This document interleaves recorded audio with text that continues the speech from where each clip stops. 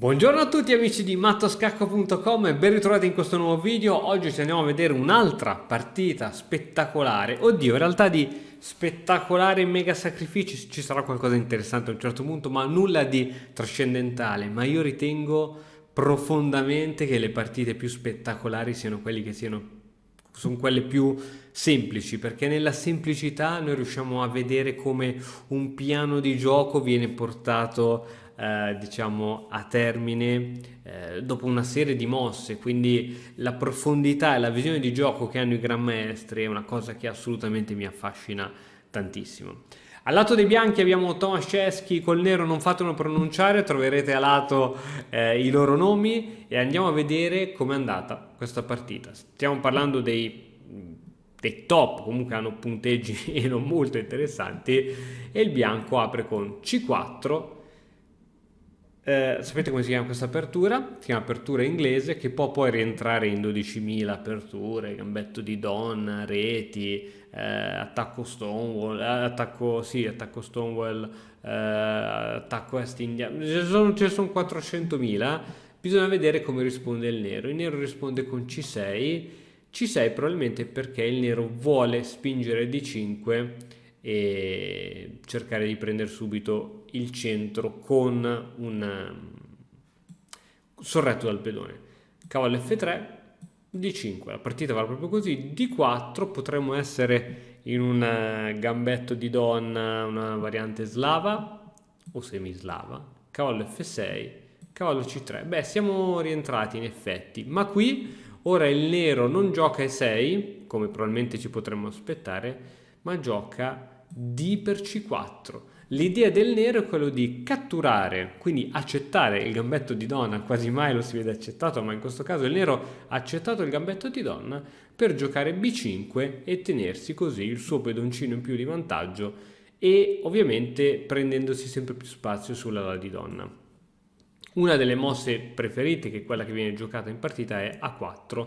A4 serve a controllare questa casa ed impedire che il nero possa spingere su B5, poiché se il nero riesce veramente a spingere il pedone su B5 diventa molto difficile per il bianco recuperare quel pedone e probabilmente dovrà dare un altro pedone, quindi insomma diventa interessante la cosa. A4 e 6. Questa spinta E6 ovviamente, con questa spinta il nero vuole sviluppare l'alfiere camposcuro, dove probabilmente giocherà prima C5, dopodiché cattura e sviluppa a gratis l'alfiere camposcuro in F8. Però nel frattempo si è creato quello che viene chiamato un alfiere cattivo, cioè un alfiere che non ha diagonali dove muoversi, ma ci sarà rimedio più avanti. E3. Anche il bianco non se la sente di sviluppare prima l'alfiere, poiché ci possono essere delle complicazioni, soprattutto sul punto B2. Ricordiamoci che questi alfieri, l'alfiere C1 e l'alfiere C8, sono all'inizio, nella posizione di partenza, dei grandi difensori di questi due pedoni, quindi bisogna stare molto attenti a quando li si muove. C5, il nero inizia a minare il centro del bianco, e adesso ovviamente su questa mossa il bianco favorirebbe il nero, poiché appunto gli sviluppa gratuitamente l'alfiere. Dunque alfiere per C4, e ora il piano del nero è quello di creare un pedone isolato al bianco. Come lo si crea questo pedone isolato? Beh, intanto iniziamo a aumentare un po' di pressione al centro, arrocco corto, cattura e ovviamente cattura di pedone. Si poteva catturare di cavallo, si poteva catturare di altri pezzi. Probabilmente sulla cattura di cavallo ci potranno essere spinte e altre cose interessanti. Perciò il bianco, per cercare di tenere il controllo più possibile della scacchiera, decide di catturare con il pedoncino, essendo cosciente di essersi creato il pedone isolato. Ma questo pedone isolato quindi è una debolezza o no? Dipende dalle situazioni. Se lo vediamo in un senso dinamico del gioco, questo pedone isolato insieme al cavallo e agli alfieri controllano praticamente il massimo delle case centrali. Quindi dal punto di vista dinamico è molto interessante. Questo pedone potrà essere spinto nel momento giusto, eccetera, eccetera. Da un punto di vista statico, cioè se la posizione inizia a diventare chiusa, semplificata, il nero riesce a scambiare i pezzi, questo pedone alla fine rimarrà senza difensori. Immaginiamoci che non c'è più il cavallo perché sia stato scambiato, non c'è più la donna perché è stata scambiata, diventerà difficile, non c'è un paio di torri perché sono state scambiate, diventerà difficile per il bianco difendere questo pedone isolato. Quindi a questo punto della partita forse io preferirei il nero perché da nero ho un obiettivo, farti cadere quel pedone isolato. C'è da dire che il bianco ha un grande vantaggio di spazio, vantaggio di tempi, vantaggio di sviluppo, quindi sicuramente ha grande controgioco il bianco. Alfiere 7, finalmente anche il nero, scusami, vuole arroccare. È il momento ora di giocare donne 2 con la semplice idea ovviamente di prendersi la colonna E, supportare l'alfiere C4 onde evitare di avere pezzi sospesi e cercare di mettere in comunicazione le torri il prima possibile.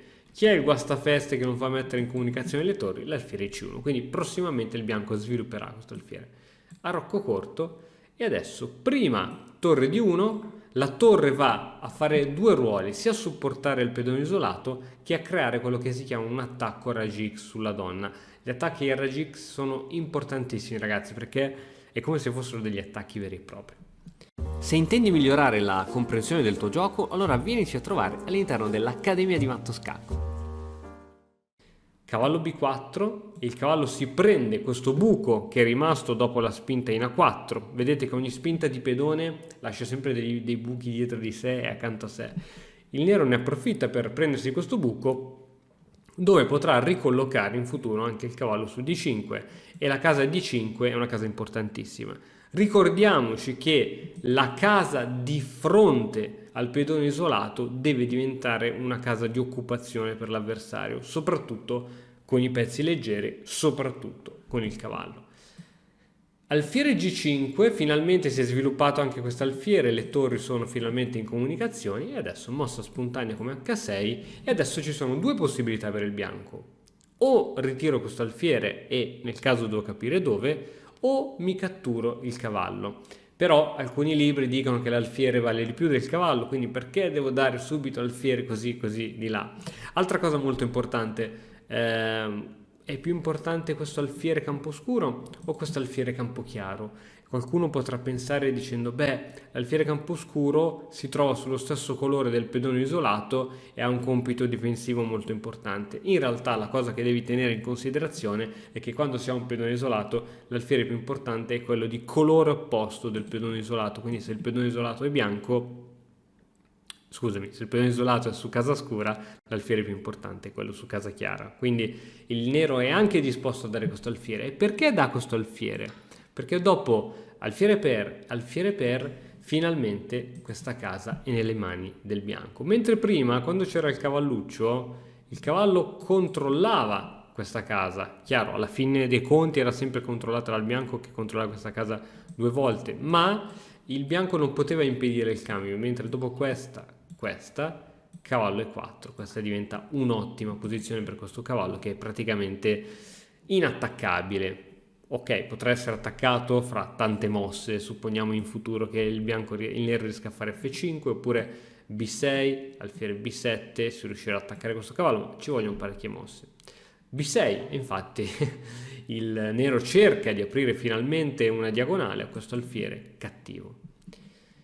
Bisogna continuare in qualche modo a migliorare la propria posizione, cavallo 5 è senza dubbio una miglioria. Perché? Perché stiamo portando uno dei nostri pezzi nella metà campo avversaria, no? Quindi immaginati la scacchiera come due metà campo, nel momento in cui tu hai la maggioranza dei tuoi pezzi nella parte avversaria, vuol dire che sicuramente sei in un grande vantaggio di iniziativa e di spazio. Alfiere H4, piccolo trucco da parte del nero, questa mossa è molto interessante, questa mossa invita a nozze il bianco a giocare G3, in partita è stata giocata un'altra genialata, in partita è stata giocata torre A3, fantastico, la torre potrà andare a dare una mano in attacco tramite lo sviluppo in A3, mentre normalmente siamo abituati a mettere le torri, no? Sulla prima traversa, mentre A3 è geniale.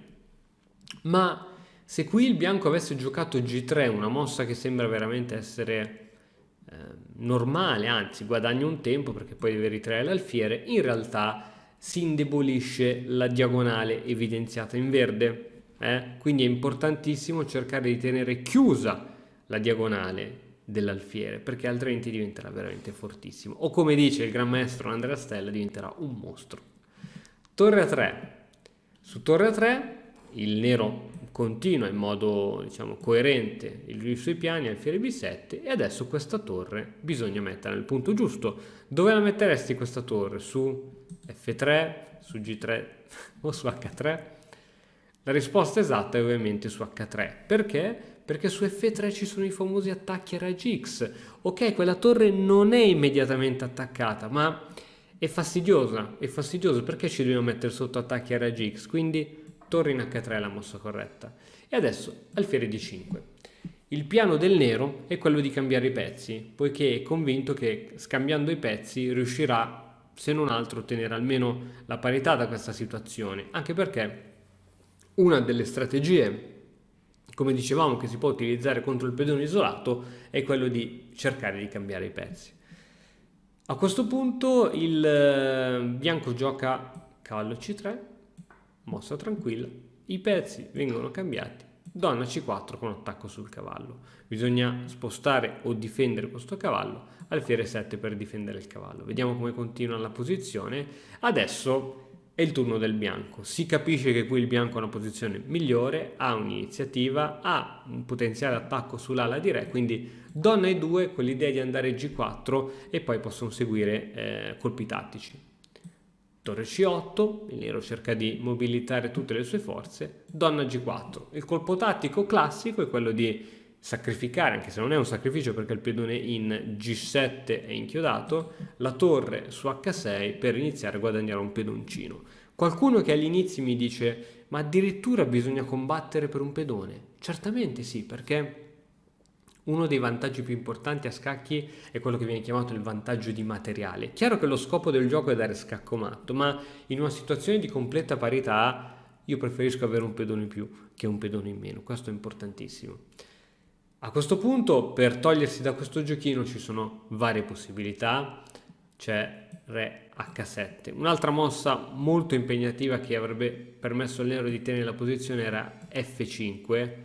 F5 molto interessante, molto ma molto interessante, così come molto impegnativa. Re H7 è stata giocata invece in questa situazione. Torre G3, attacco diretto sul re. Se il nero lo vede è matto, ovviamente il nero non è matto, quindi lo vede. Alfiere F6, attaccando il cavallo e proteggendo questo punto importantissimo. Cavallo E4, il cavallo va all'attacco cercando eventualmente anche di rimuovere il difensore. Torre C7, nel dubbio il nero posiziona una torre in settima traversa che dà una mano in difesa. H4, si va all'attacco, donna in E7 e ora una mossa molto interessante da parte del bianco. Probabilmente non era necessaria, ma è re in H2. Qual è l'idea? Di togliersi innanzitutto da questa diagonale che ho evidenziato in giallo, quindi in futuro si potrà giocare F4, F5, cose varie, e quindi togliersi da eventuali scacchi, robe varie, eccetera.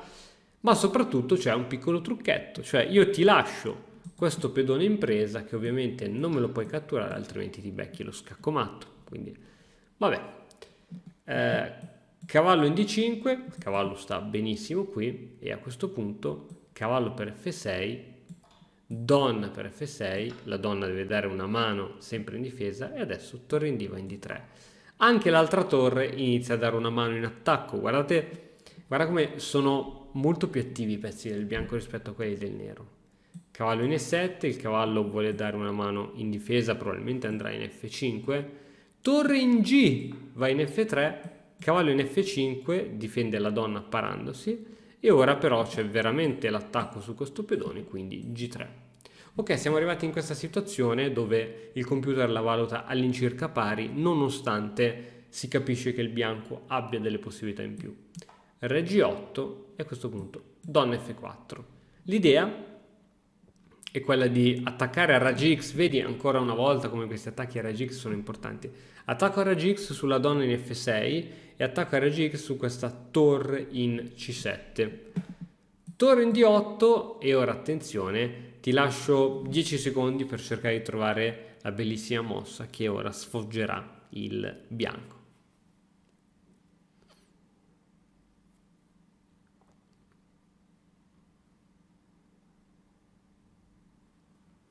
E la mossa, che spero che tu abbia trovato, è D5.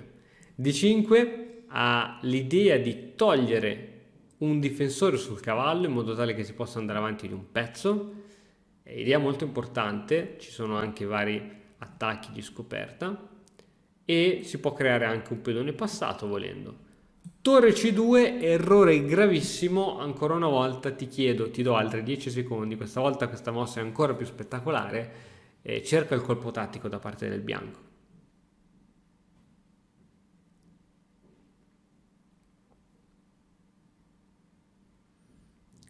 Bene, spero che tu l'abbia vista, sicuramente a questo punto ci sono tante mosse vincenti, quella che viene giocata in partita è cavallo per F7. Cavallo per F7, la partita continua con torre F8. Ti faccio vedere cosa continua con continuazioni più tranquille. Per esempio, se il re accetta il sacrificio, come può continuare? D per E6, a questo punto il re può scegliere di accettare ancora il pedone o no, comunque sia la partita finisce male perché dopo questa torre per torre, donna per cavallo in F5, scacco con attacco doppio e il nero perde un pezzo e dunque la partita. In caso invece di per esempio torre per E5, la partita andrebbe in questo modo: torre per, pedone per e adesso ovviamente si è perso un altro pezzo, in questo caso un pezzo leggero, prima sarebbe stato un pezzo pesante ma la situazione comunque è grave. Quindi dopo cavallo per F7 in partita viene giocata torre in F8 e adesso D per E6, si sostiene ancora il cavallo e si attacca sempre il cavallo in F5, il nero crede di avere qualche idea difensiva ma la semplice B4 toglie al nero la possibilità di lasciare la torre sulla quinta traversa e quindi di difendere il cavallo, perciò la torre si sarebbe dovuta spostare e qui sarebbe caduto anche il cavalluccio e quindi anche tutto ciò che ne rimane del nero. Bene, spero che questa partita ti sia piaciuta, come al solito ti invito a lasciare un commento qui sotto, a mettere un like e se ancora non l'hai fatto ad iscriverti al canale. Noi ci vediamo domani con un altro nuovo video. Ciao! E ora per continuare che cosa posso fare? Beh, innanzitutto ti consiglio di iscriverti al nostro canale in modo tale da non perderti le nuove video lezioni. E poi puoi vedere il video che è stato più cliccato in questa settimana. Ci vediamo, ciao!